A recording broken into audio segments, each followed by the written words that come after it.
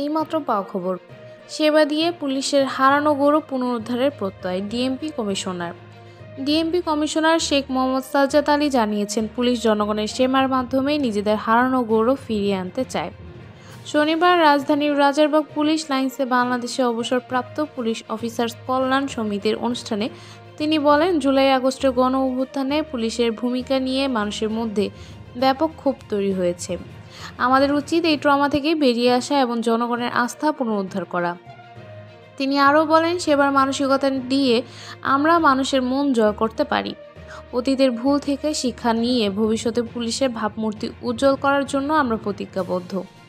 অনুষ্ঠানের প্রধান অতিথি ছিলেন পুলিশ মহাপরিদর্শক আইজিপি বাহারুল আলম, যেখানে সভাপতিত্ব করেন বিআরপি ওড বিলিউ এ সভাপতি এম আকবর আলী।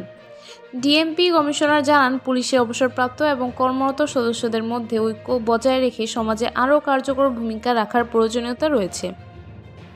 মানুষের সেবা ও আস্থা অর্জনের মাধ্যমে আমরা সফল হতে পারব বলে দৃঢ় প্রত্যয় ব্যক্ত করেছেন তিনি। নতুন আপডেট পেতে আমাদের সঙ্গেই থাকুন। ধন্যবাদ।